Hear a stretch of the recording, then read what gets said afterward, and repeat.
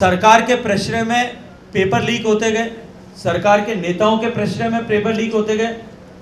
और मैं तो अभिनंदन करूंगा आप सब पत्रकार मित्रों का कि 17वें पेपर लीक। जरूरी नहीं कि हर हीरा हो हीरे जैसा खरा, लेकिन तनिष्क का हर हीरा है 100% नेचुरल और गुणवत्ता व विश्वास दोनों पर खरा। पाइए डायमंड ज्वेलरी की वैल्यू पर 20% तक off. Visit Tanishq showroom, India motor circle, Ajmer.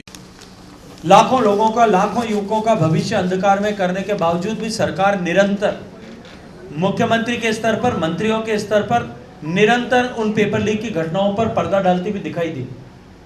मुख्यमंत्री जी से जब पेपर लीक के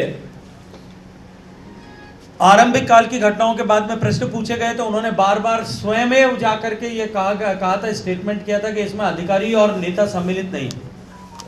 बार बार इस तरह के स्टेटमेंट देने के बावजूद भी जब ये घटनाएं होती रही, सरकार के प्रेशर में पेपर लीक होते गए, सरकार के नेताओं के प्रेशर में पेपर लीक होते गए।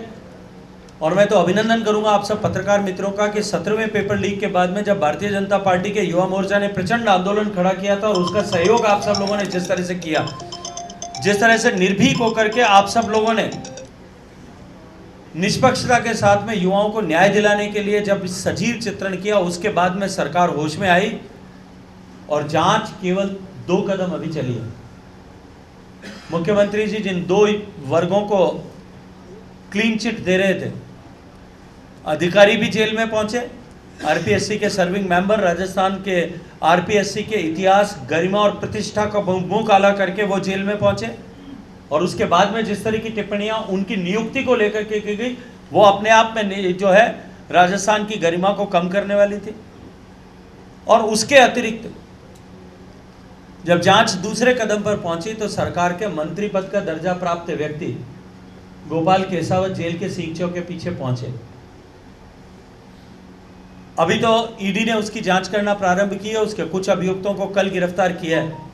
लेकिन मैं जिम्मेदारी के साथ में कह रहा हूं कि ये जांच जब और आगे बढ़ेगी और युवाओं को न्याय दिलाने के लिए जिनके भविष्य के साथ खिलवाड़ की गई, उनको न्याय दिलाने की जिस दिन कार्रवाई शुरू होगी, कांग्रेस पार्टी के कई सफेदपोश नेता जो है जेल की सीखचों के बीच में आप सबको दिखाई देंगे।